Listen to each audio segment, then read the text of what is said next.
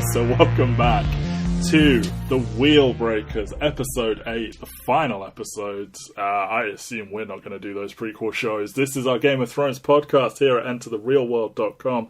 My name is Matt Waters. I'm joined by Real World founder, creator, man, Mike Thomas. How is it going? I'm exhausted. I just finished a 48-hour weekend-long field trip with students. Ooh. Yeah. And then just came home to and Game of Thrones. I had to go to work today. Oh, so, okay. I mean, it was great, but it was like I'm exhausted. Yeah, I feel good because by the time people hear this, my beloved Portland Trailblazers will have been soundly swept by the defending champions, the Golden State Warriors. So it's nice to have that just gone forever, you know? Speaking of things that are gone forever, that's bad. Game of Thrones has finally concluded. We had some plans to kind of cover this in chunks, but then as we went, we were kind of like, I don't think we need to. I think we can just do the whole thing. And I think that's proved to be right. And it was a controversial season, to say the least. People were not best pleased about some things that happened. There were coffee cups. I gather, as of about half an hour ago, people have spotted like a water bottle was in the finale.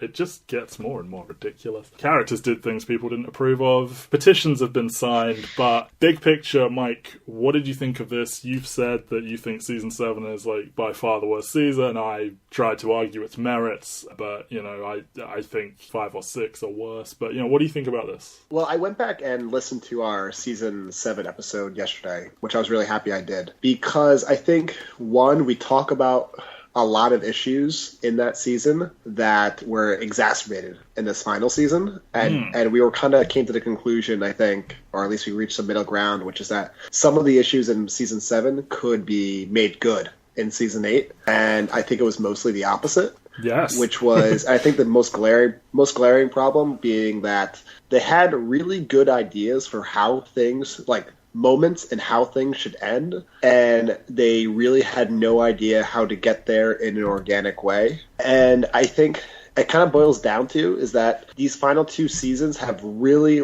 heavily relied on spectacle and big moments. Yeah. And Game of Thrones is about the in-between stuff. It's not about those things. Those things only became memorable because of the in-between stuff that got us there. And I think back to season 4, and I think there was a pretty mixed reaction to the Watchers on the Wall episode. An episode that I've kind of come to enjoy more over time, but I think people really thought it was far more shallow in comparison to something like Blackwater, which was clearly like a aesthetic follow-up to that. And I think, you know, even though I really enjoy Watchers on the Wall a lot more than I possibly did at the time, I think the show has been far more heavy into what can't we do? Like, as opposed to what should we do? I was kind of thinking today, I'm not interested in different writers writing season 7 and 8. I'm interested in a slightly less successful version of Game of Thrones getting to season 7 and 8. I want to know what they would have done with season 7 and 8 if they didn't have essentially what was an unlimited budget. Because I think it would have been more interesting. I genuinely think it would have been more interesting if they did not have an unlimited budget. And that basically only happens if the Red Wedding doesn't take off as like this pop culture phenomenon moment. I think that's kind of like that point where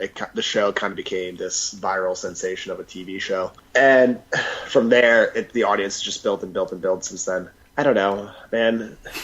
When I go back and watch, I mean, like, to me, I'm at the point now where, in my memory, the show is just going to be seasons 1 through 4.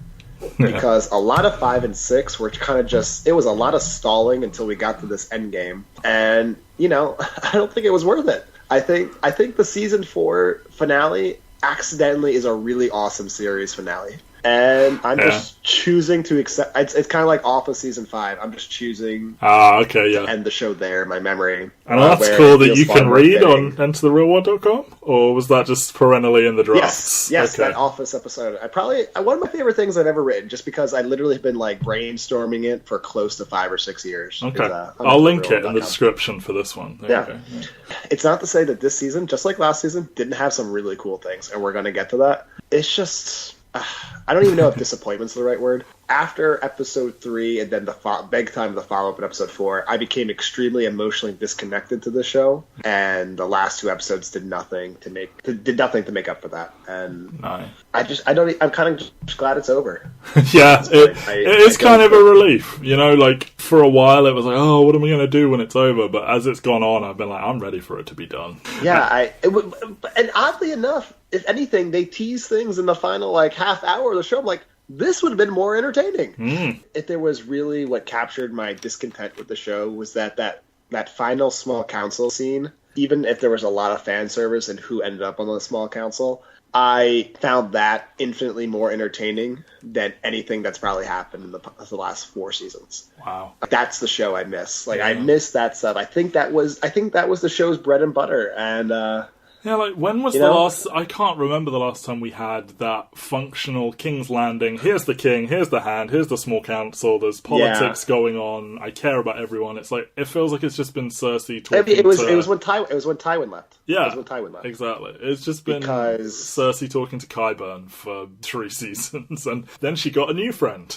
Euron Greyjoy. And we talked a lot about how the show hasn't quite been the same since Tywin left. I can't help but think what a cataclysmic decision or a cataclysmic mistake it was to have Tywin die at the end of season 4, even though that's what happened in the books. I think if you could go back in time, I think the whole show would be better if Tywin never left. Or if he left closer to the end. Yes. I'm okay with him not making it to the final season, but yeah. To think that we've had as many seasons without him as with him, that's kind of crazy. Or, Tyrion killing Cersei in that spot instead of Tywin.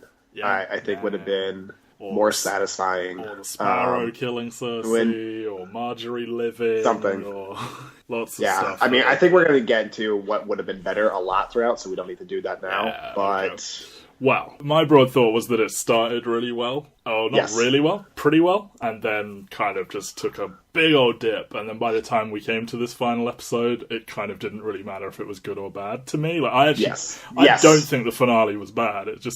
No, I don't either. I just didn't care anymore. There was no connect. Yeah, like you said, an emotional disconnect, especially after episode 5. But speaking of starting well, let's just talk about it. The first 2 episodes, they kind of bleed together because they're both a lot of setup, and that is arguably to the detriment a bit because they kind of play on the same beats 2 episodes in a row. Like both kind of end with someone finding out about Jon's true parentage, which we all found out at the end of the last season. So to sort of kind of go 3 episodes in a row with someone finding that out, that was a bit meh. But, episode 1, it's like a great big checklist. There are a few little moments, but mostly it's like this forced, here's literally everybody, we're going to do a roll call. And then episode 2 has more of like the character moments, and ones that really stand out for me, the Hound and Beric and I are up on the battlements or whatever, and Sam giving Jorah the sword, and particularly Brienne getting knighted by Jaime. I thought that was one of the best scenes in the history of the show. And I think episode 2 is actually probably the last Game of Thrones-y episode in a lot of ways. Like the traditional, what we actually like about Game of Thrones or love about Game of Thrones before it descends into just moment.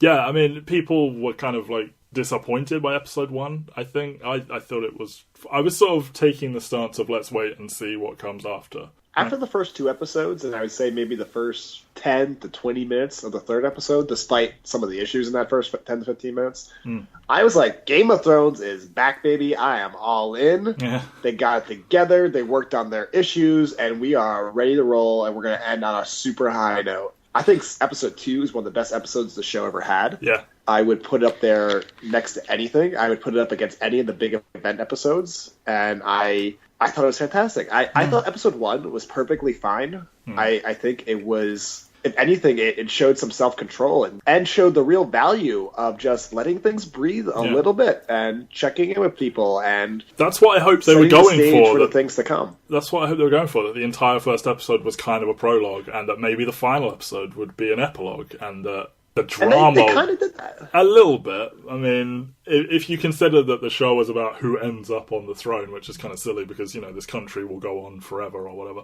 But I thought maybe they would resolve that in episode 5, and 6 would just be a great big, and breathe again. But less so, I don't know. I can't stand it'll get worse, but it started out from the same place that we've had. We had Sansa versus Jon, we had Sansa versus Arya, and then we start out with Sansa versus Daenerys, and then that bleeds into Jon versus Daenerys, and it's just like, I am really sick to death of this recurring story you've been doing in the back half of the show, with two good characters disliking each other, and like, worse than that, with most of those, family members disliking each other, and maybe each one in a bubble works, but together it's just, it got so tired, and I was sick of shouting at my well, not shouting, but, you know, saying back at my television, like, Jon doesn't give a shit, shut up, Danny. But they played that hand, and they did all the kind of like the sniping between Sansa and Danny, and I wasn't a fan of that. I kind of got the initial coldness, like that initial distrusting thing.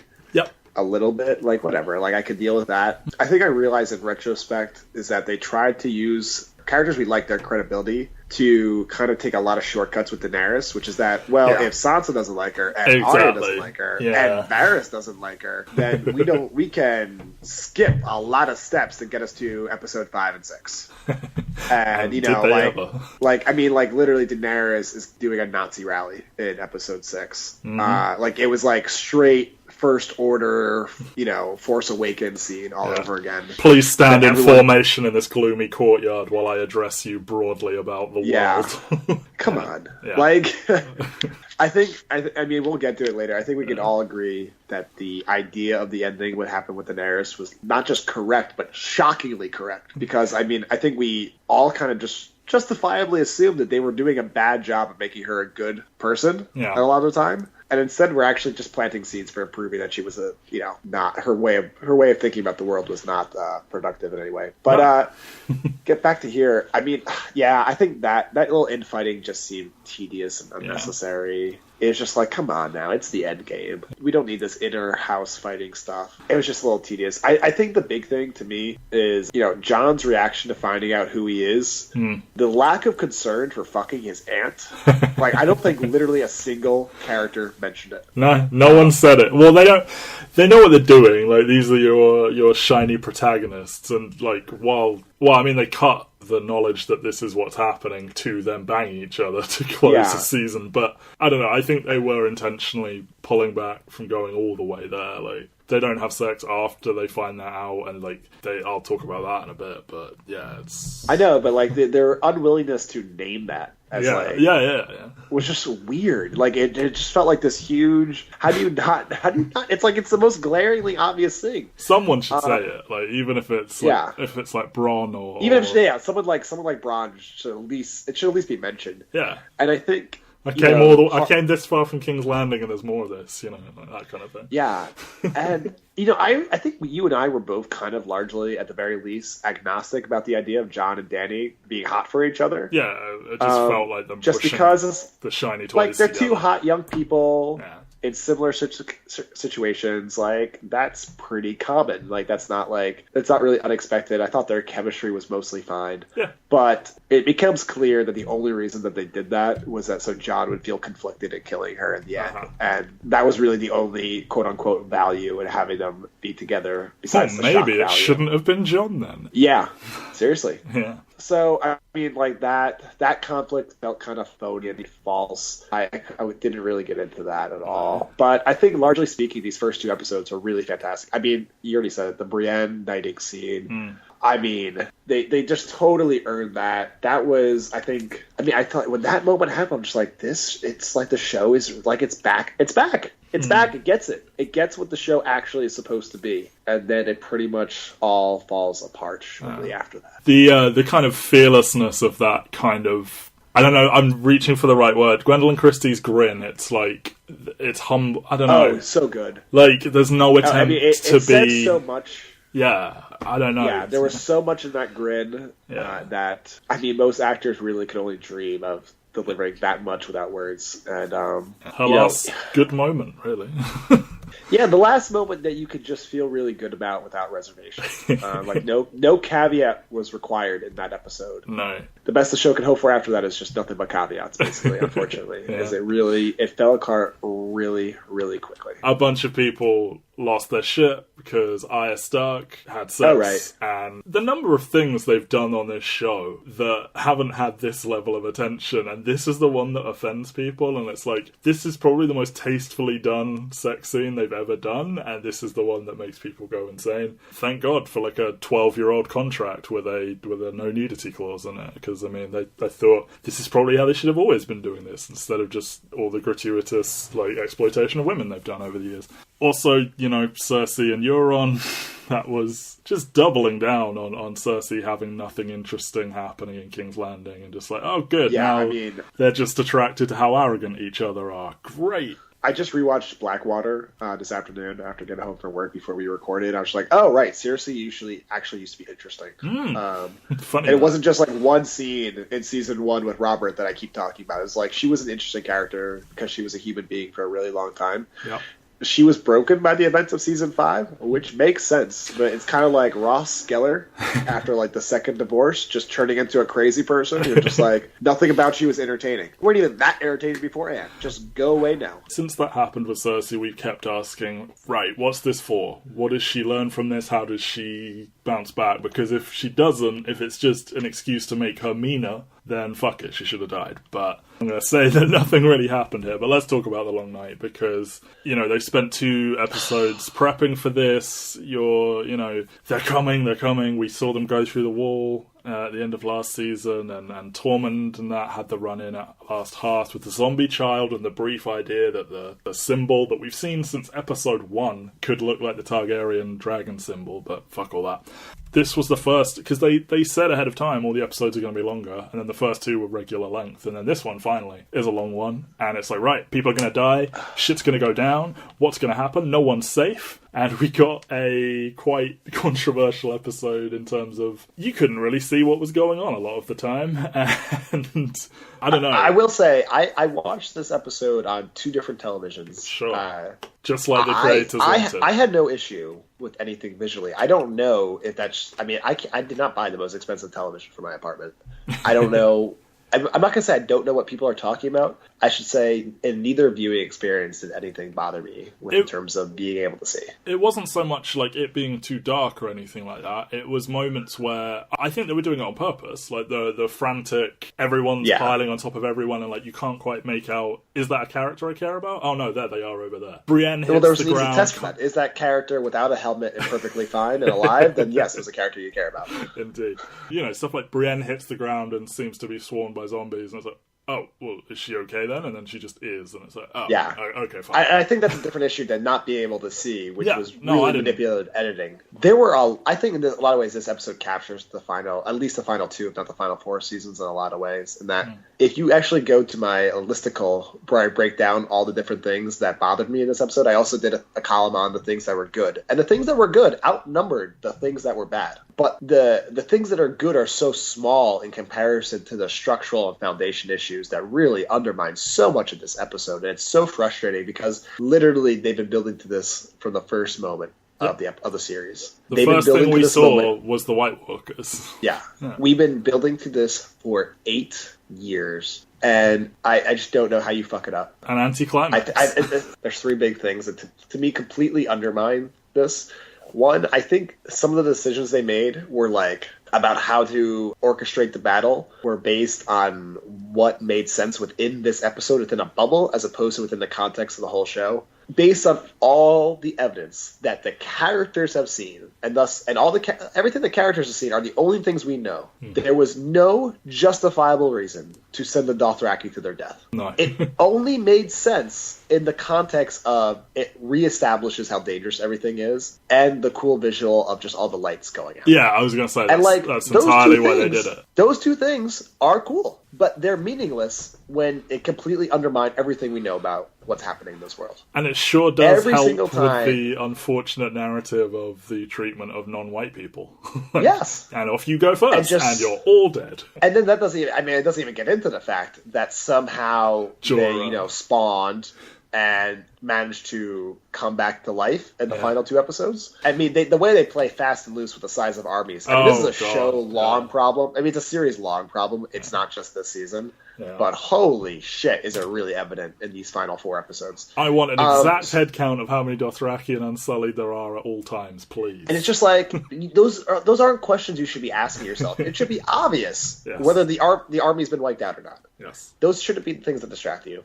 That was a bad start to the episode. But at least you could write it off as a bad tactical error, like whatever. Like you could still recover from there. The tone at this point of the episode is still pretty intense. I'm still pretty heavily invested. And then I start to lose the cracks get wider after that. Because they just established that they wiped out essentially the entire Dothraki cavalry. Then they storm full on to the armies of guarding Winterfell. All the named characters are standing right in front. None of them have helmets on. And somehow the only one that dies is fucking Ed. And I'm just like, at that point, I'm just like, it's going to be that kind of episode. Where no one's dying that hasn't completed their arc. And I mean, that's what happened. I mean, the amount of times that they would show a character about to be completely surrounded by zombies and then cut away was just so terribly insulting as a viewer based on how they establish how the zombies move. I mean, there's literally one point where, very late in the episode, where Daenerys and Jorah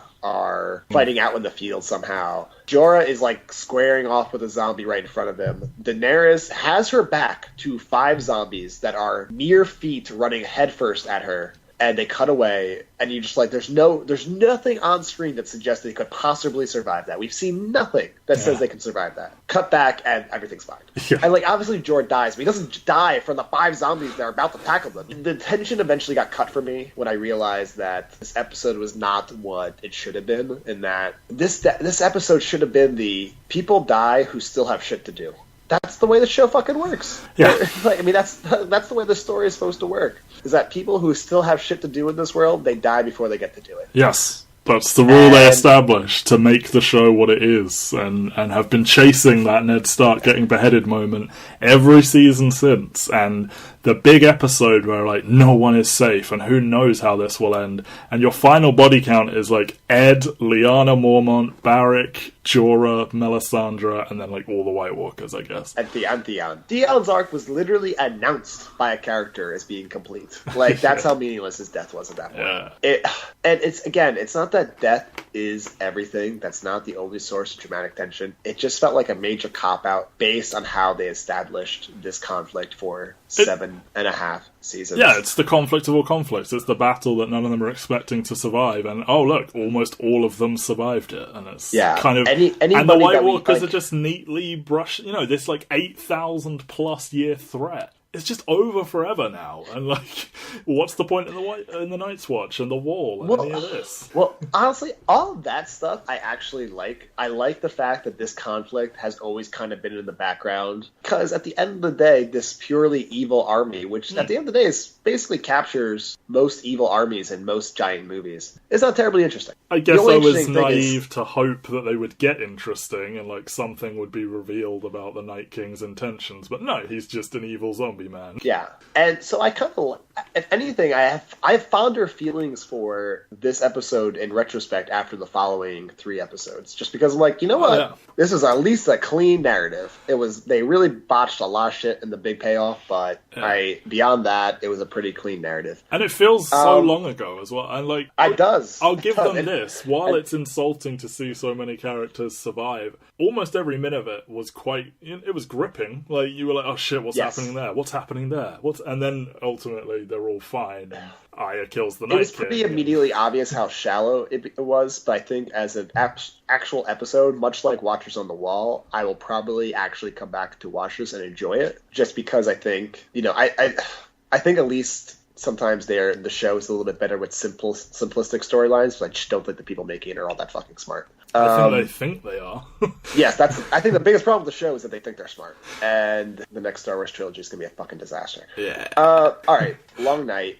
I mean, they're definitely like there are things here that are genuinely good. Yeah. And I want to feel better about this episode as a whole, but I just can't. Like, I think Arya killing the Night King was kind of unexpected, but like, who else was anyone more qualified? No. Yeah, all this stuff about her being a Mary Sue, like, go fuck yourself. herself. Like, she is the most visibly trained character on this show. Yeah. Like, everyone tells us how Jon is the magical chosen swordsman. Aya's been training for like 4 seasons straight, from day one, really, with Syrio. Like, yeah, I think I always envisioned Brienne squaring off with this dude after it had been established that Valyrian steel kills her. She kills them. They have a Valyrian steel. She has a Valyrian steel sword. Like, and I think that would have been a good, like, the Night King kills Brienne and then Arya kills him, something like that. Yeah, sure. But, and no one got to duel him. Like, you know, Yeah. after the standoff with Jon, or like, you know, marking him from a distance type thing. And I kind of liked that as Jon was sprinting to him for this, like, destined duel, that, like, nope, here come all the zombies to get in your way. And they never face off. I loved how much he failed. Yeah. I loved how much he failed.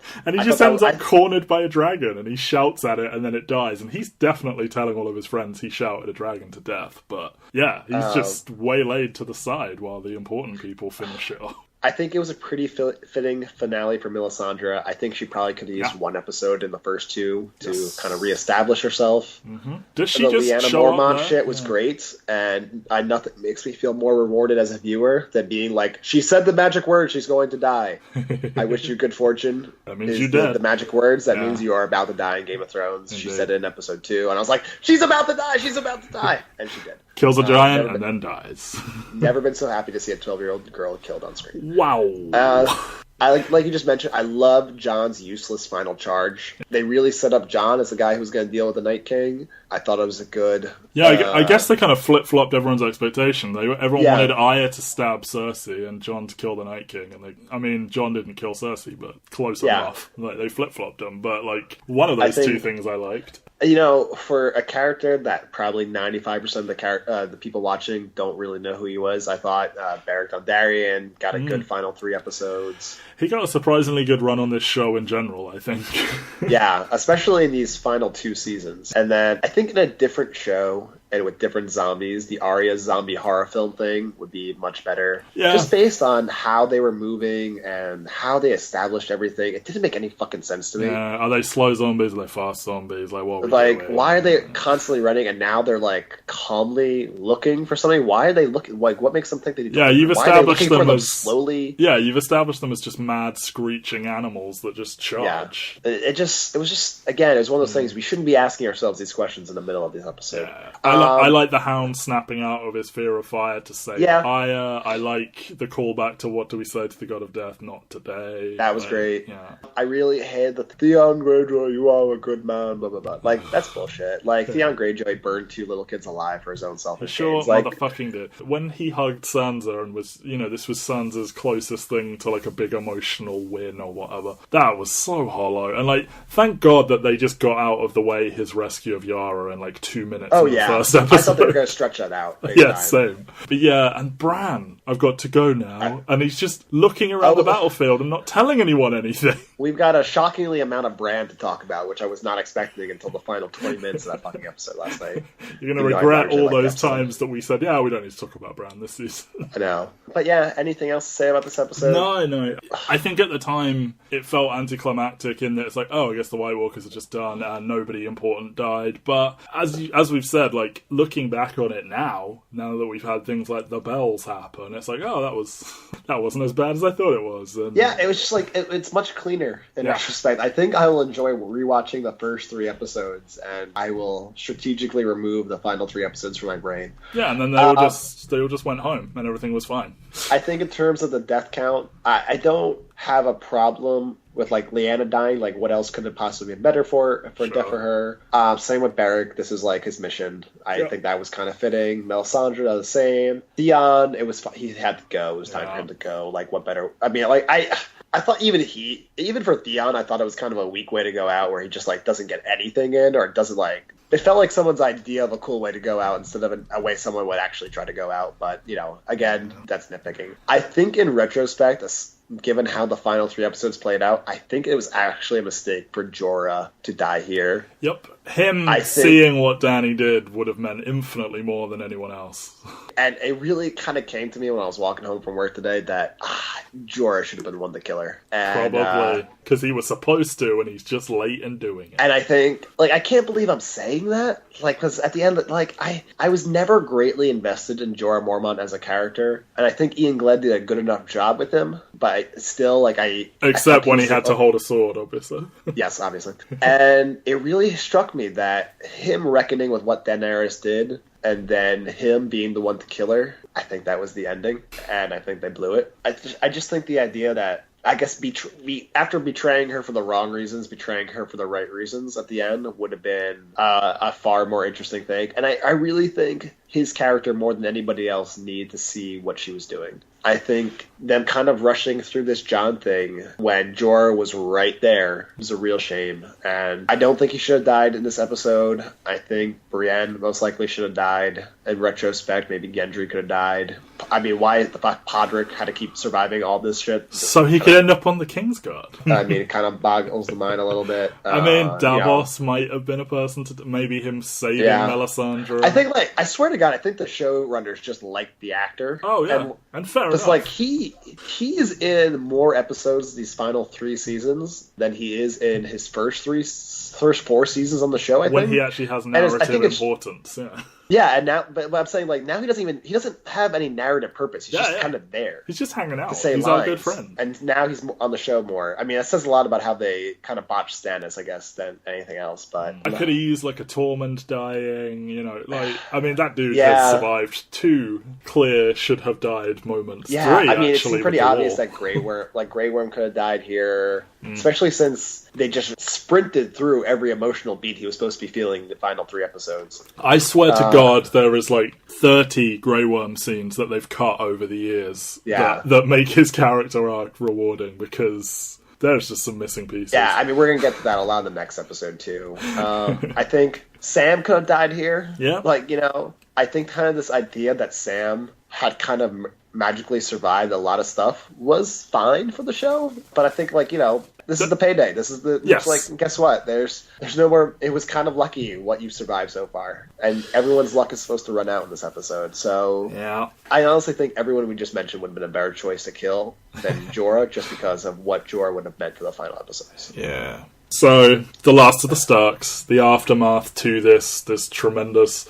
The Battle of Winterfell and everything. And then once again, the first like 20-30 minutes, I'm like, okay, maybe the show is recovering a little bit. You know, maybe they're just bad at the spectacle stuff. Yeah. And we gotten the big spectacle out of the way, and now it's all kind of just cleanup duty. And I thought that first half hour was brilliant. The way they built tension in the room, despite the fact that everyone should just be feeling nothing but relief, I thought was really well done. Yeah. And shockingly close to subtle for a TV show that has always been the opposite of subtle. Danny trying to, like, take Gendry away from Jon by making him... Oh, yeah, that was so good. And, like, trying to one-up his toast by going, and Arya Stark for saving it, you know, just all these little... Yeah, and, like, the way everyone was just kind of just, like, clumsily moving about. You know, one of my least favorite scenes from the Lord of the Rings trilogy is the post...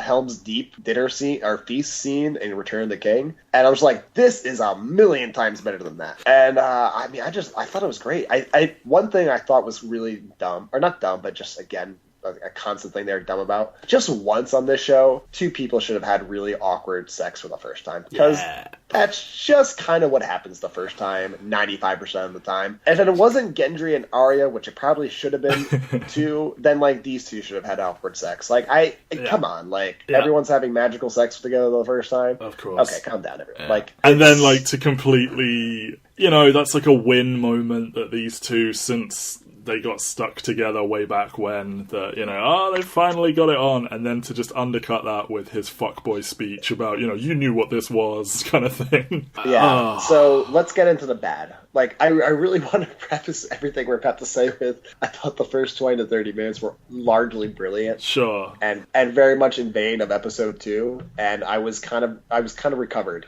as a fan a little bit. And then, well, the only really bad moment was Sansa saying, well, I'm a great leader now because I was raped. Thank God you said that, because I thought we were going to just steamroll past this. Yes, Sansa's like, oh, I'm strong because I was raped. Like, fuck you. I think I just rolled my eyes. It's so hard to be outraged about that stuff at this point. They've numbed me to it. But that one really did, like, that was bad. That was real bad. So the episode falls apart, and the season falls apart. And I think for a lot of people, the series falls apart, depending on how much you think the end game mattered right after this. Dany and Jon make a strategy, I guess, if you want to say that, to go take King's Landing. At this point, it is very hard to tell how much of Dany's army is still alive. It seemed like no Dothraki were alive. It seemed like most of the Unsullied weren't alive. And then they kind of messed with you a little bit at the beginning of episode 4 with the funeral scene. And then at this point, we think 2 dragons, depleted army, and it's kind of just not clear how they're possibly going to take King's Landing. Heavily injured dragon, hole in the wing. At least one heavily injured dragon, if not 2 injured dragons. Yeah, Drogon got real stabbed, didn't it?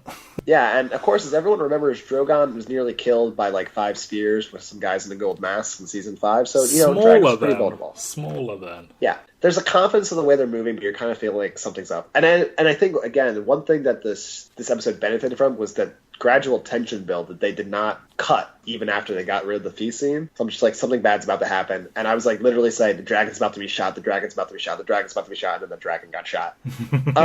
Somehow Euron Greyjoy sneak attacks everybody. They were just warned. They were just literally just warned. Varys literally just told them like a scene earlier about the Iron Fleet. This should have been something they saw coming.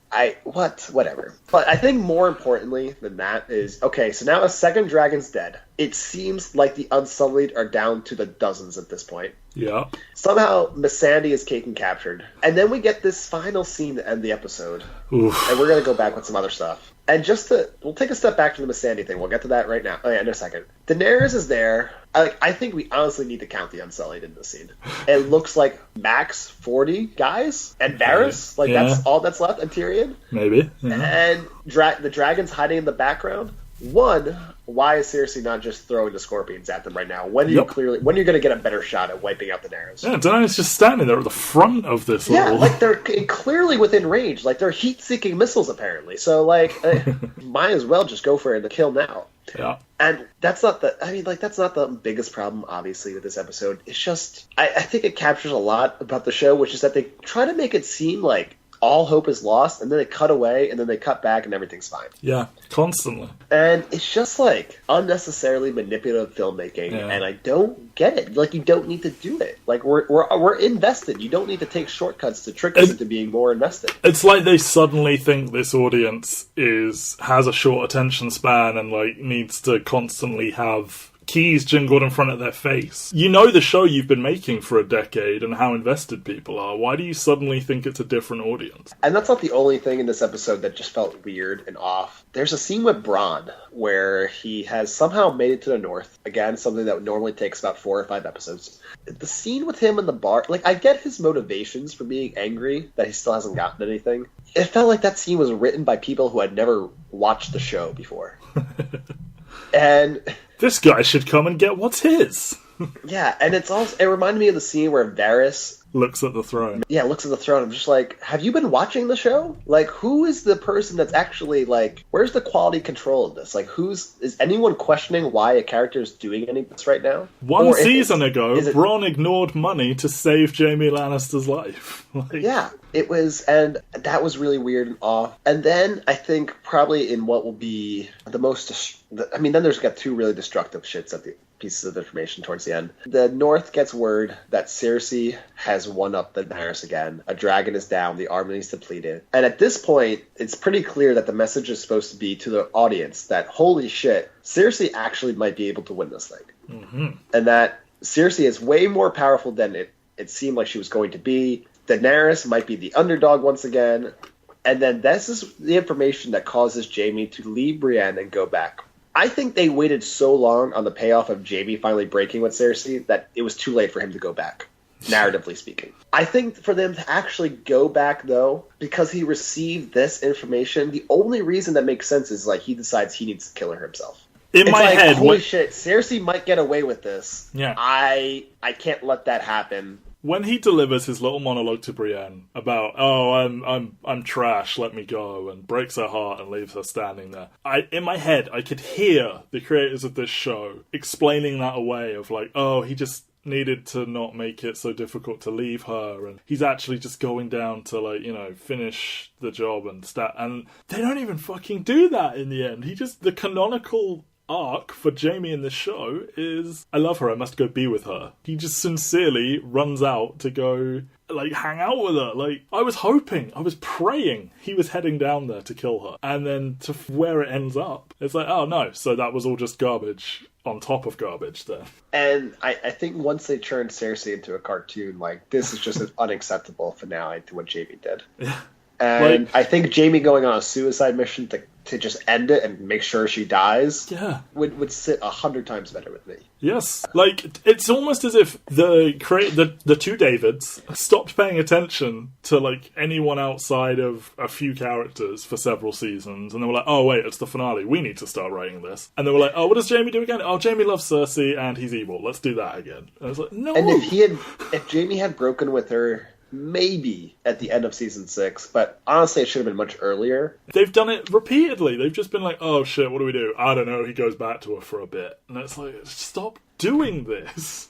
If he had truly broken away earlier, and like a definitive breaking away in season 4 or 5, and he comes back 3 seasons later, okay, that would have felt earned. This is literally 3 episodes of the show later. 3 episodes have passed before he goes back to her. He saw what she did when they were presented with the old, you know, the dead are coming. And he was, like, disgusted and disappointed and horrified at her. And he was like, no, I'm out of it. And then he just fucking comes right back. Like, and we'll get into that again more in the next episode. Yeah. The death of Missandei, I gotta make sure there's only white people left at the end, right?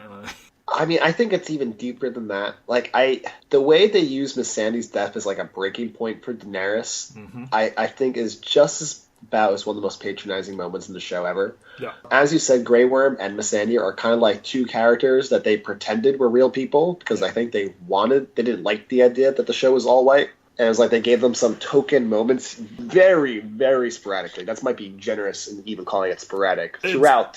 They had cute moments, like not being able to express their feelings with each other, and everything else is just reacting to what the white people do. Yeah. So this idea that Missandei's death is the breaking point because she's a real friend to Daenerys. Was it you who said to me that, like, the relationship Dany has with Missandei, it's like a pet almost? Yeah, that's how it feels like in the show. Like, it's like if Cersei killed Ghost. Like.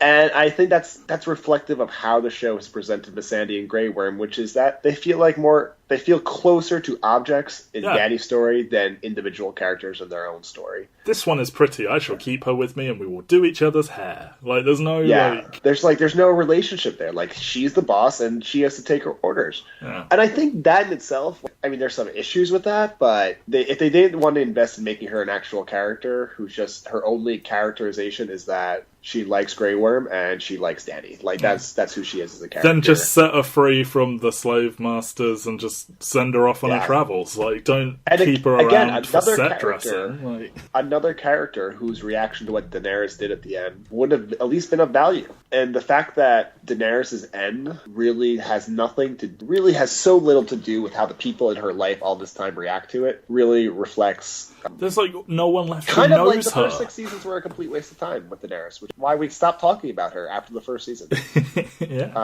Because nothing in the time felt meaningful, and now, all this time later, they didn't even really pay it off. Like, this was the moment to pay it off, and they didn't do it. You know what else would have been good in that moment? If they'd killed Tyrion. I thought Tyrion was about to die. Yeah, he stepped past Qyburn and started pleading with Cersei, I was like, yeah, just kill him. Like, he hasn't been funny or interesting or witty in, like, 2 seasons or so. It's almost as if once they run out of George R.R. Martin's, like, writing of Tyrion, they didn't know how to write Tyrion. All he's been doing is just fucking up and then apologising and being like, no, please, you must forgive me. And, like, unless he's going to end up on the Iron Throne, what's the point in him at this point? To an extent. And, like, do something here. Like, yeah, they can have Miss and Dive, or maybe they kill them both. I don't know, but I was for sure like, just kill Tyrion. Like, that's not? What I thought. And I mean, I'll give him credit. Like, there was a lot. I was tense during that scene, so I thought they were about to kill Tyrion. Yeah, but I mean, as soon as it was over, it just once again felt so meaningless. Yeah. Like, are we saying that like Cersei is respecting the traditions of battle, where like you send one person and you don't fire on each other until you agree? Like, fuck that. The Lannisters, like, they did the Red Wedding. And then one more thing from this episode we got to talk about is that Varys plants the seed for his own demise. Mm-hmm. Much like a Littlefinger the season before, this felt very, very clumsy from Varys for no reason whatsoever. And it felt like the show, once again, as we said, taking a shortcut. And if Varys says she's bad, then she's probably going to turn bad. And they decided, we're going to talk about it a lot when we talk about episode 5, but they did not do the legwork to establish that Dany was someone capable of murdering 1 million people. They did a lot of legwork to show that Daenerys was a tyrant. Yes. That would do a lot of evil shit for power, and I think that is the right ending for the show, blissfully. A pleasant surprise that that's the ending of the show, broadly speaking. But in terms of Varys just kind of declaring that that's what he thinks is happening, and then being stupid and going about trying to sabotage it, was disappointing as a fan of the Varys character, who he'd largely been sidelined for the last couple seasons as the show became much more about spectacle and much less about nuance and politics. At this point in the season, I was still of the opinion that they're not actually turning Daenerys into a mad queen type of villain. They're just trying to create tension down the end with Jon. And now I see clearly, well, obviously I was wrong, but now it just seems even that much more insulting how she ended, given that nothing that she actually did did not, like, it seemed like it. This is what I'd say, is that when Ned is killed and when Robb is killed, both moments are shocking in the moment but make complete sense as soon as that shock wears off. Yeah. When Daenerys does it, it's designed to almost be this shocking thing, but it says it's kind of just confusing and doesn't make you feel like, oh, well, I can see how that would have made perfect sense, but the way they got there didn't make perfect sense. Yeah. And I just hated the way they use Varys here. This is... Yeah. But let's just actually talk about the bells. The first thing kind of that they do in this episode is kill off Varys, and we've made sure that most of the non-white people are gone. Now let's really make sure that everyone except Yara, in terms of non-straight characters, they're gone as well. Let's just burn Varys alive. The actor said he wasn't a fan of being bounced from the show like that, kind of unceremoniously. And there's been a shockingly high number of interviews of actors on the show being like, yeah, I wasn't a big fan of this season. No, yeah, the famous, the interview doing the rounds with Daenerys, Grey Worm, and Missandei just kind of being like, yeah, no, not a fan. Although I think with that was much more them not getting Daenerys' arc. Yeah. I think they didn't like the idea of Daenerys' arc, much less the execution of it. Sure, but I think there's like an interview with Clark where she's just like, is Daenerys a bad person? Like, she's like going to her mother being like, it was really important that people like Daenerys for some reason to her. Whoops. Surprise. Yeah, so, we've talked about it a bit. Like, you kind of mentioned it. I feel Twitter and the world just sort of descended into bickering about whether this Daenerys turn to the dark side just came out of nowhere, or if they'd been laying any groundwork for it. It's not about that. Because, of course, there's groundwork there. Like, she is fundamentally a invading force who has been insisting everyone call her the queen, and, like, from season 1, her allies were like slavers and rapists, and then she, has been recruiting this huge army, and she's got these dragons, and she isn't overly bothered that they eat people, and, all these little moments here and there where she's had to be talked down by people around her from doing something extreme, but the execution of this turn, it's not good. And, like, one of the ways they do it is, since Jon has found out his true parentage, he and Dany have kissed, but, like, not a lot. And it's implied, she is essentially trying to make a sexual advance on him, and he rejects her. And they kind of use this to make her look like, he's rising above this sexual deviancy, whereas she is the disgusting pervert incest person. And, like, she is the woman scorned. Oh, she's rejected by the man, so off she goes to kill 1 million people. And, like, she even says, like, love or fear, and I'm not loved. And, like, oh, if you don't love me, I guess all I have is fear. And all. It's like, come the fuck on, man. Like, this is insulting to... they haven't treated women well, but Dany has kind of been one of the only ones who's got to, on the surface of it, have big, strong moments and stuff. And to kick her legs out from under her in this episode like that, and then, you know, the back half of the episode, you don't see her. She's just this CG dragon flying around, and maybe you can spot her. They don't give her a monologue. You just see her face, and, like, you know, she did really well in that scene. That's all she had, so she went with it. And then it's just, this is just all you are for 40 minutes. Bye. This is what we get from Daenerys after she decides, I'm going to murder 1 million people. We see a CGI Daenerys flying on a dragon. We see Daenerys give a Hitler speech, and then we see Daenerys deliver a Littlefinger speech before Jon kills her. Yes. Don't you see? It's all for the best.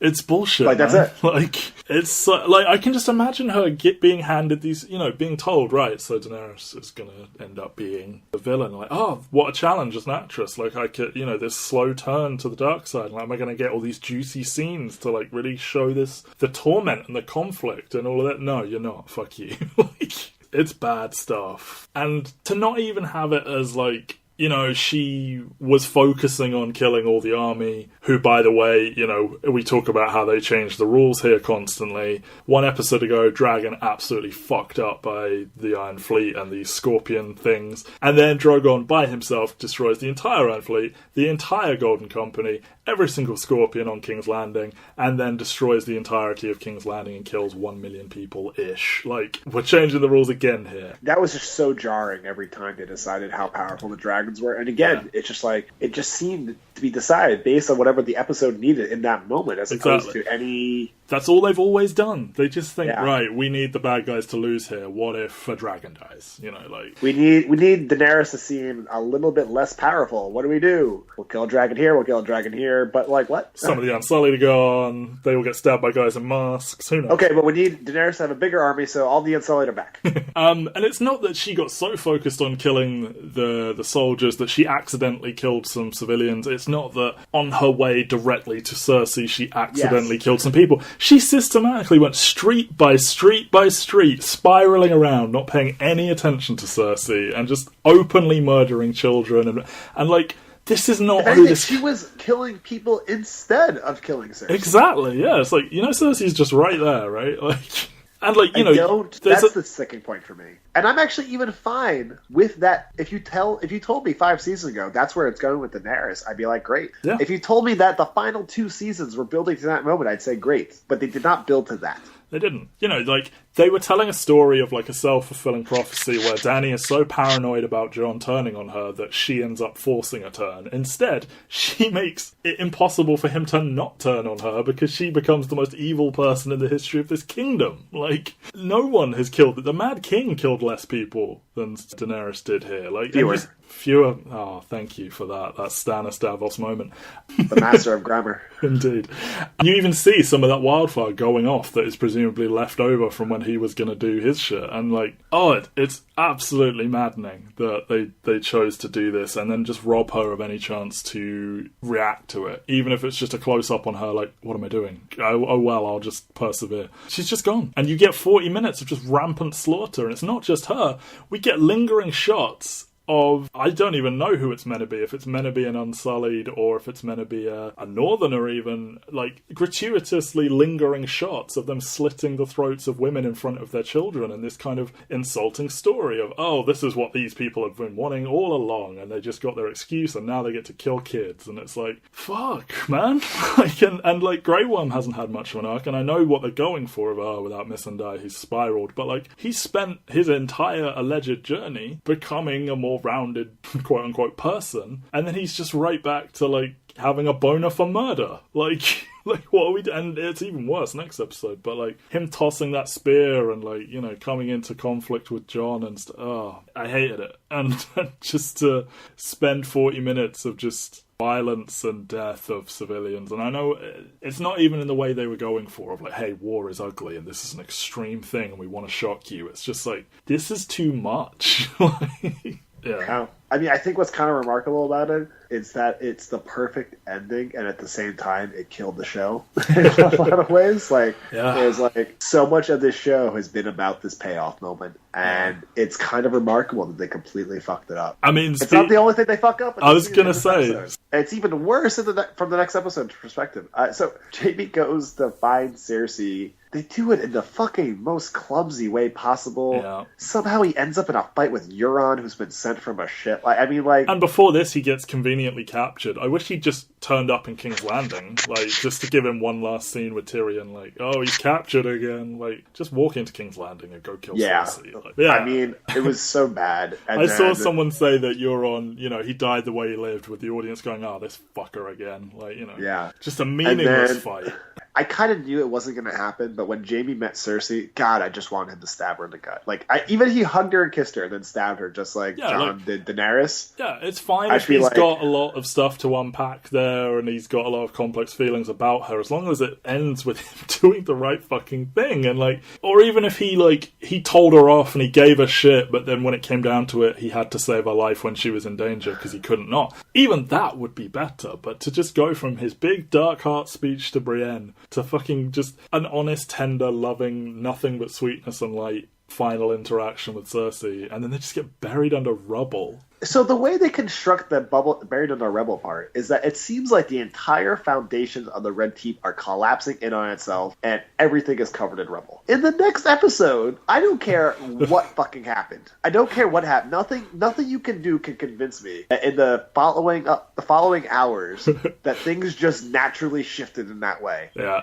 If they'd moved 10 steps to the right, they'd be fine. What? I mean, shout out to HBO for shelling out an extra $1 million each for those two.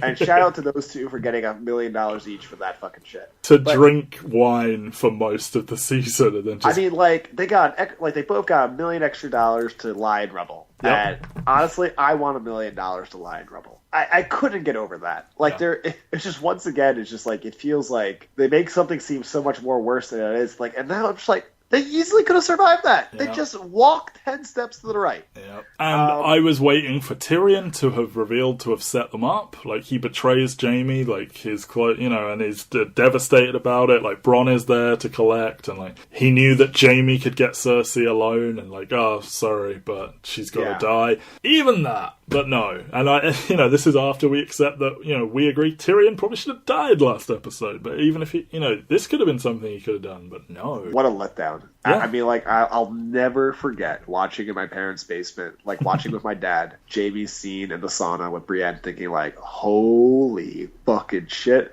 I am all in on Jaime Lannister as a character now. This is my kind of stupid anti-hero male character. And it's been mostly a disaster since. I feel bad for the actor. Yeah. Like, I think... He's always done it well, even when he doesn't have it. He did a real good job with this role. Yeah. I think, in particular, the first three and a half seasons, he was pretty magical. And then they wrote for him so poorly in this final 4 and a half seasons that I think they just couldn't decide. They couldn't pick a lane, and they just had him jump back and forth right up until his death. And like, how hilarious is it that the one fan servicey moment that they do after years of subverting expectations and denying Jon his duel with the Night King and all of this, the one thing they do is the fucking Clegane Bowl, and they've got the mountain looking like a video game zombie boss. And just, it's some of that is prettily shot and everything, but who gives a shit anymore? Like, I was never invested in this idea. No. They had their standoff in season 1. It was electric, and then that's it. Who cares? I think we're probably going to start getting into the portion of the episode where we rewrite the show much better.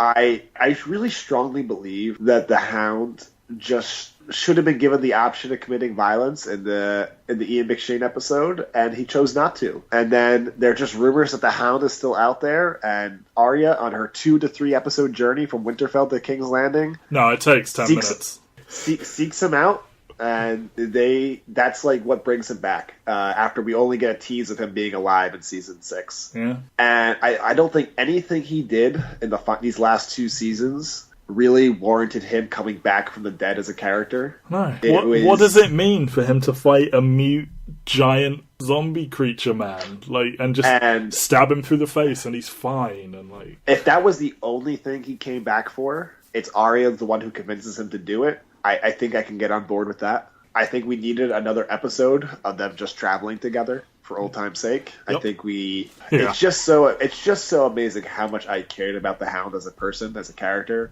And his return these final 2 seasons has really just been them taking advantage of a charismatic actor and really nothing more. And it's been a lot of that. It's a shame.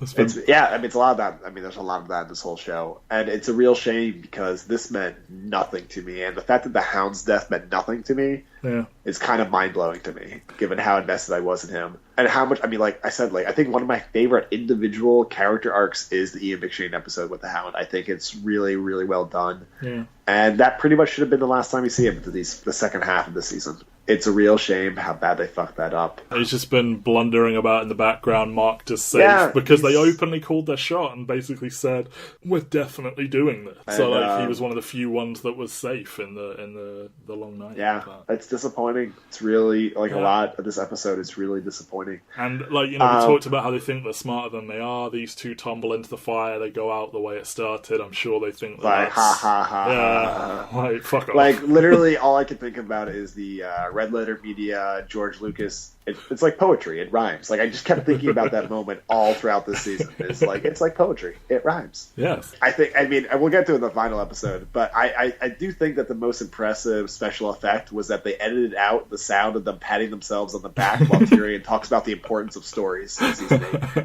or in the final episode. Like I mean, literally, I can't imagine how loud that patting was, and the way they were able to edit that out was truly impressive. Yes. Stand aside, everyone. The Davids are here. The Star Wars trilogy is going to be a fucking disaster. Yes. Such a major disappointment. And that's kind of similar to the Long Night. I'm kind of just like, well, at least it was clean. Like it was exactly as promised. It was simple, and I just can't believe that the Hound's death meant nothing to me. I can't believe the show killed that moment for me. But they managed to do it.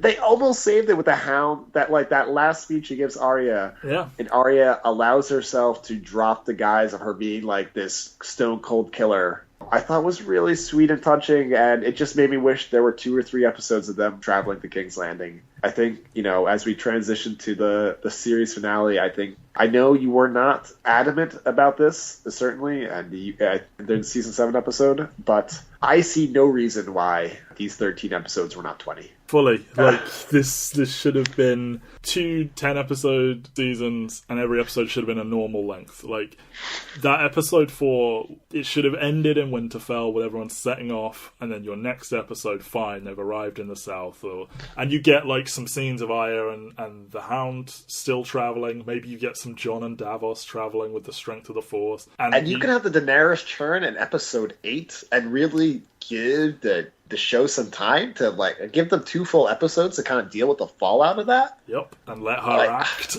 Let her actually appear on screen. It was almost like they were afraid. It was almost like they couldn't justify how quick the churn was, so they removed her. So they didn't make her act it out in any way. It was like, I can't believe they wrote themselves into such a corner. I know, it's because really remarkable. they were the ones that requested this. HBO wanted them to do normal seasons, and they were like, no, we want to do short. And it's like, then why does it feel like you ran out of time then? Yeah. It's amazing how many times I had to tell people, it's like, no, they did this to themselves. Yeah. It's like the natural instinct is to think, the network put this restriction on them. They wouldn't shell out the cash for it, like the evil network. It's like, no, they're just fucking idiots, and they did it to themselves. They're busy with their slavery show. I really can't. I can't get over that. I can't. It's at this point, it's just so obvious how much everything they did needed time to sit in and just be and exist. Let people talk. Like, I know it's your big final season, so your instinct is just to go as huge as possible, but do things between going huge. Like, let 2 characters sit across a table and talk for a bit. And, it kind of reminds me of the final Harry Potter movie in a lot of ways, in that... I think they made the understandable decision to be like, okay, this is probably like a 5.5-hour story we're telling, we can't make a 5.5-hour movie. We'll do 2 movies. Mm-hmm. But then the second movie was literally just one giant action scene. Granted, like, everyone's seen 7 movies building up to this moment, but it's still a movie that exists in its own bubble. Yep. It still has to work on its own as its own thing. When you sit down and watch it, it should still feel like its own movie. And these final 2 seasons did not feel like their own seasons of television. They felt like, how do we do Blackwater and Watchers on the Wall and Battle of the Bastards as quickly as possible? That's what people like. That's what people always talk about as their favorite episodes. How do we do that as soon as possible? And it was just a huge, huge blunder. And I'm not going to be able to have a conversation with a straight face and talk positively about this show. You know, like, they blew it. Yeah. Like, think about how long ago the really good stuff was. It's been a really long time. The caveat-free positive Game of Thrones talk was a long time ago. Yeah. And remember, the whole kind of, before you say something like it's not just about the destination, it's about the journey, a lot of this show was stalling until these final 2 seasons. It was. And a lot of it was entertaining stalling, to be fair. Yeah. But there's a reason why we did not talk about Daenerys all that much on in this podcast. And it's because it's all been built into these final 2 seasons, and they just completely fucked it up. Yeah. If you're building to it, why does it feel like you didn't know what you were doing until the end? Yeah. And we know for a fact they did. I just can't get over it. It's depressing to me as someone who wants to be an unabashed fan of the series, and I really can't be. They're making George R.R. Martin look like a fucking genius, though. So there's that. I know people have been very quick, and I think understandably so, to be like, well, it fell apart after they got away from Martin, and that is like chronologically how the show has played out. Is like since they've gone away from book 3, the show has fallen apart to a. And he used to be directly involved. He wrote one episode a season for a little while. Like... Yeah, he wrote Blackwater. He wrote the Purple Wedding episode. I think he did a few, at least one more. But I think that it's deeper than that. I don't think it's simply Martin. I think there was a point when they did know the show and they did know what the show was. And I think it was... I'm such a fucking broken record, but... that fucking scene with Robert and Cersei was written directly for the show. It's not in the books. Yeah.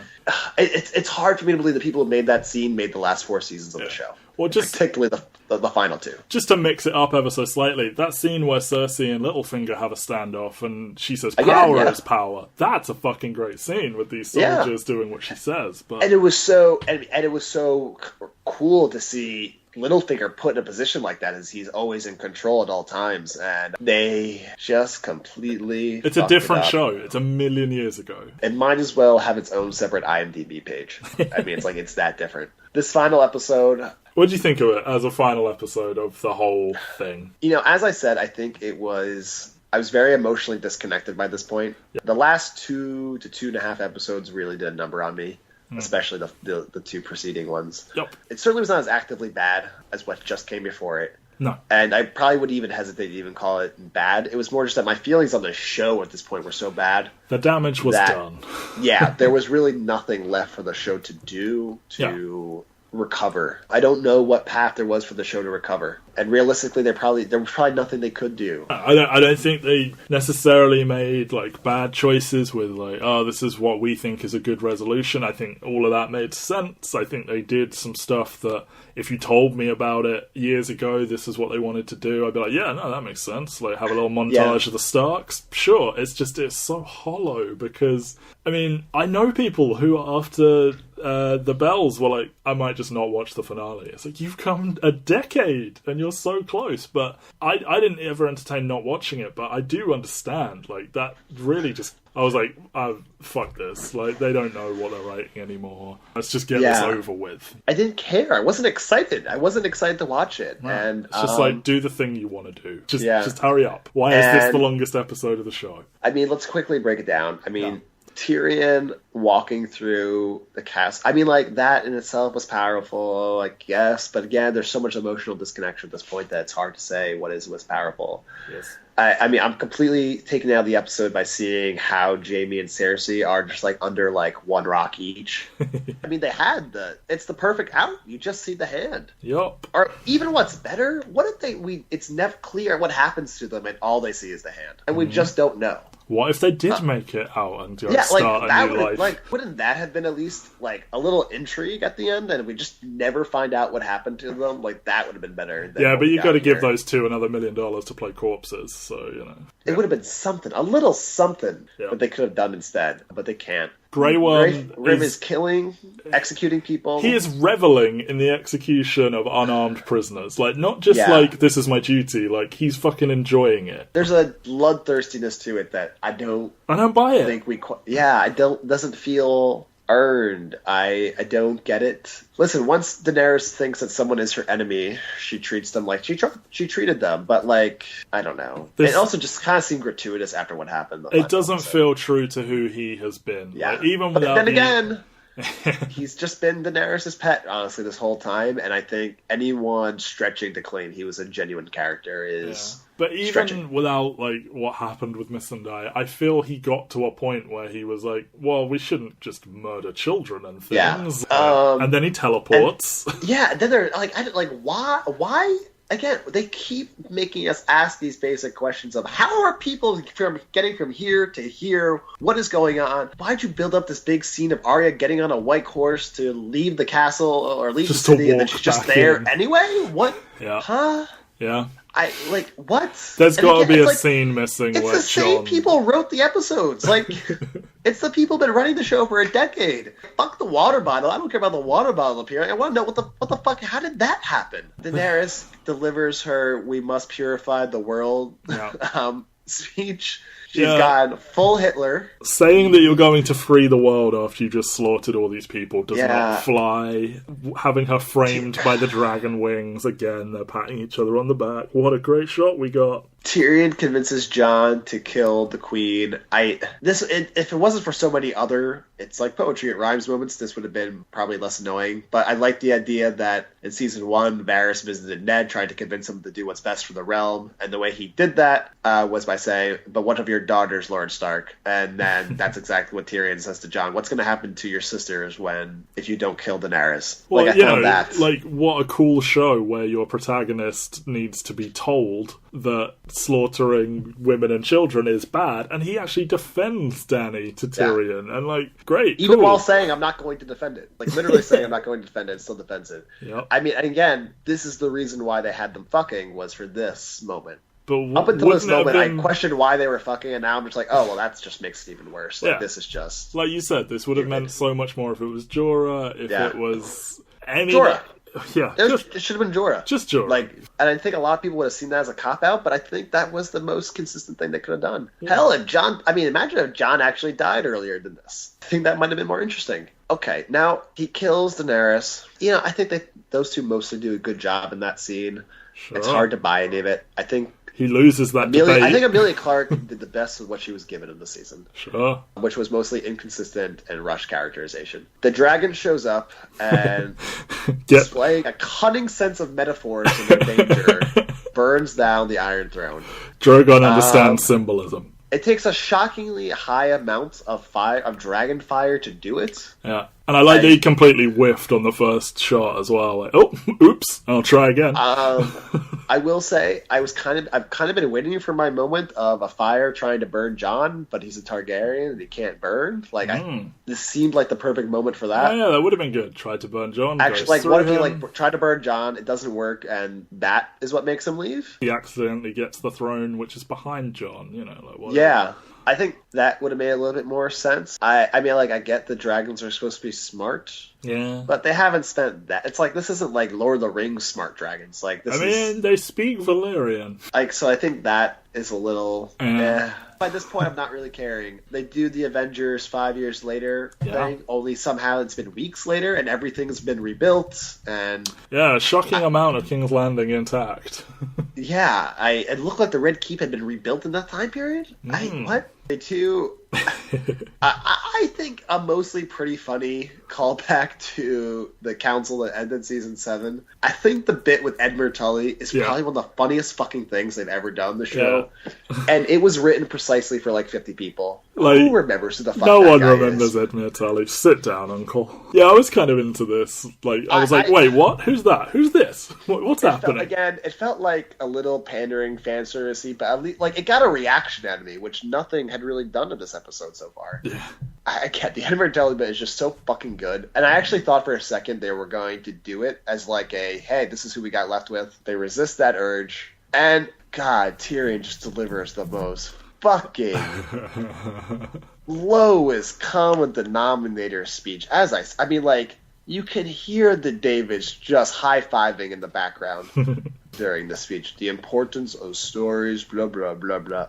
Fuck off. I can't decide what was more condescending, that or the actual them being a book called Song of Ice and Fire in the show. Sure. Like, just holy shit. I was a big fan of when they compared a free and open democracy to, you know, like the common people to dogs and horses. I thought that was another good moment. Another good moment. I mean, I appreciate that in the sense that, like, listen, like, this world is still a fucked up place, and it is not going to get better anytime soon. And, you know, by the by, so they're proposing, what if we chose our monarch and they didn't just inherit kingship or whatever? The people that choose still inherit that, so, and presumably they're going to pick one of themselves. So you're kind of just widening a still quite narrow pool of people, but it's not a broken wheel, in my opinion. No, it's not at all. It's just, we're supposed to buy that as genuine. It didn't. Literally, the wheel is not dependent upon kings being able to produce progeny. It's based on the fact that a small group of elites actually dominates everything. Yeah. And this is just a slightly different version of what it's already existed. Yep. And I wasn't like, were we supposed to buy that? Or was that just Tyrion selling? Like, what? When they're clearly trying to do some kind of weird meta, like, you know, democracy and banding together and stories, like, ugh. Not good.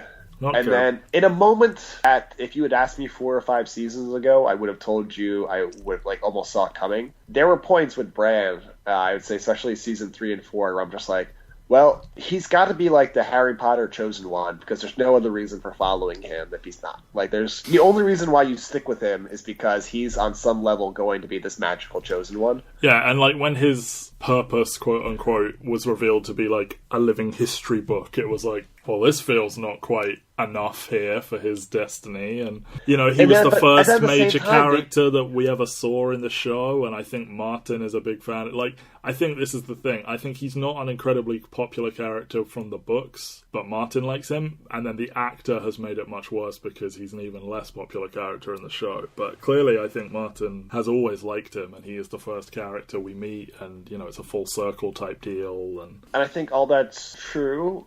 To me, I think once they committed so hard to this Asperger's Charles Xavier thing that I thought, okay, like, it seemed like being the Three-Eyed Raven was kind of an anticlimactic payoff to his story, but there's no way, like, he's like no longer a human being. Like, I think someone described him as Twitter as being an iPad. Like, he's like Sansa's little brother iPad. Like, and then, you know, like, he no longer has any sense of humanity left in him whatsoever. And the only thing of interest is that I'm like, the only thing that makes me want to rewatch is like, has Bran been manipulating things for 3 seasons to get all the power? Why do you think I came all this way? And the fact that they didn't even really leave that open as something as worthy of thought was almost kind of alarming. Why didn't anyone give him a bit of a side eye when he said that? Did he tell everyone about Jon and Dany just so that the 2 like strongest characters to be on the throne would be removed? Because what was really achieved by telling everyone? Because, I mean, theoretically, he knows from the final 2 seasons that he's about to become king. Yeah, he knows everything. And the only thing interesting about that is, did he manipulate things to make that happen? Yeah. And it's not... They don't even really open that up for debate, disappointingly enough. They just turn him... He regains his humanity and his smile. Somehow this... To pull this off, they're required to send Jon to the wall? Is it like, what? Why is there a Night's Watch? Why is there even a wall? Why is there a Night's Watch? Why is the wall manned at all? Well, I mean, how does Grey Worm have any power to enforce this ruling? Because they rule the King's Landing. But, like, they leave. They leave right away. It's not like they stayed to run Highgarden. Yeah, and I'll say, it's nice that he went to Narth, but what was he just doing? for the last 2 episodes. Yeah. Like, that doesn't feel earned anymore because of what you did to him. Really just bewildering stuff there. And Yes. I mean, that part is very rushed. Arya decided to go to, like, Be a pirate. become Magellan. I'm kind of into that. Little Aya. I think it makes sense. And I think you can really do some twisting of logic to explain that, yes, this makes sense based on what's in the show. I thought she might be going back to Bravos, but... I don't know. It's one of those things where if we had 3 episodes of Arya riding to King's Landing, this moment would feel really beautiful and not kind of like, okay, I buy it. Because it's like, what did these 3 excel at the most? And it's like, Jon identifying with the Northerners and being up there and everything. Aya being like a little globetrotting, exploring assassin badass, and Sansa like being actually quite good at politics, it turns out. And that's what they give them all, and you get this little montage that is quite well filmed and everything. But I will say it feels a little bit too convenient that 4 Stark kids make it to the end. Well, I guess 3 and a Targaryen, but I guess they killed a shockingly high number of point of view characters from the first book survived the whole thing. Yeah, I think it's just Daenerys, Catelyn, and Ned who don't. Yeah, I know they've killed a lot of the Starks over the years, but for all 4 of them to make it's been a long time. Yeah, it's been a long time since the Stark has died. Yeah, maybe kill one of them. Maybe kill Jon. I mean, one thing, I went back and reread my predictions, and I said, what's going to happen? Who's going to sit on the throne? And I said Jon, but I think the part I did get right was that mostly the wheel was just going to keep spinning, and it was going to be that you still haven't seen. I'm not going to basically. There's a very famous TV show where new characters kind of replace established characters. That was so subtle. Montage. I know what you're talking about. Don't worry. And I think that's mostly kind of what happened. Is just that the wheel keeps spinning, and give me some. They try to spin it as a positive, and it's clearly supposed to be this really cynical moment. And exactly. I don't get the tone of this. Give me a couple of scheming people off in the corner. Give me something. Yeah, it's like a super, super cynical moment, and for some reason they tried to go with optimism in the end. We've achieved full democracy. It kind of reminded me of the end of Dark Knight Rises that, ends kind of clumsily, and then they have this really big optimistic montage to end things that you can't help but feel a little warm inside about. But it did not feel entirely earned based on the movie that actually just happened. And it's kind of the same thing here. I will say this. I think one of the big things for me about this final closing stuff is that everything that they showed happening in the final 15 to 20 minutes of the show seemed like a far more interesting final season of Game of Thrones than what just came before it. Yeah, like you said at the top of the show, like that little scene with Tyrion's improvised small council and where everyone... I was like, give me this. Yeah. I will watch 6 episodes of this now. Kill whoever you want to kill right at the beginning or right at the end of the previous episode, and then just skip me forward 10 years or something. Like, fully do Endgame, Like, it's just such a disappointment because it was everything that they could have done was right there. And they just made wrong decision after wrong decision on this repeatedly. And I mean, I don't know. You haven't really talked about a lot. Almost everything bad about season 7 is confirmed to be bad to me. I don't think any of the shortcuts they took in that season have been retroactively justified. No, not really.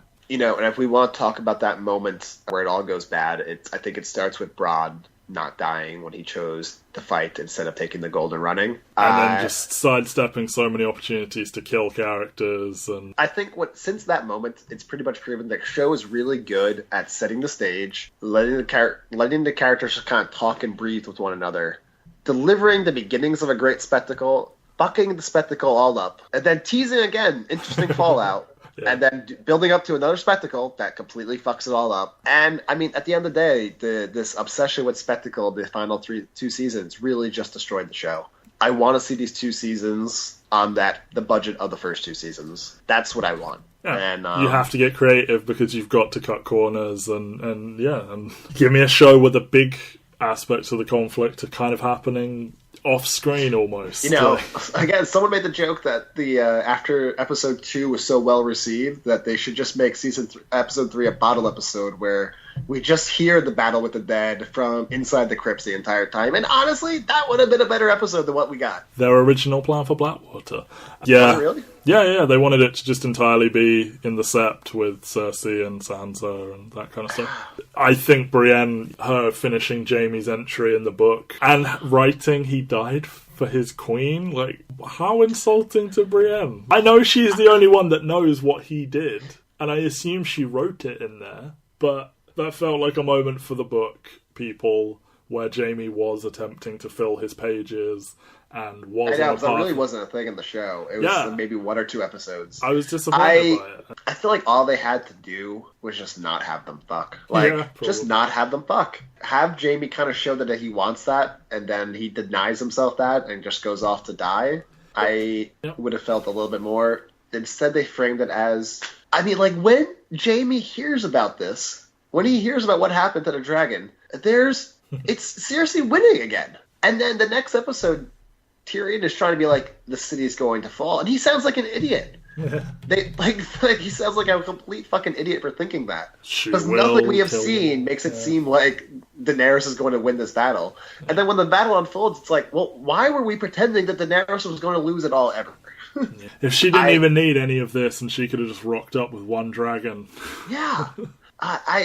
Which has just been like the inevitable ending that the show's been trying to hide from for so long. Yeah, and that's season 8 of Game of Thrones. Just fuck. Yeah, just fuck. I mean, it's finally over. We're all free now. We can find new shows. We can Genie, we're free. Genie, we are free. Yeah. We'll be back next week to review Aladdin. No, we won't. We definitely won't. Undoubtedly, the show's legacy, blah, blah, blah, blah. Some great moments.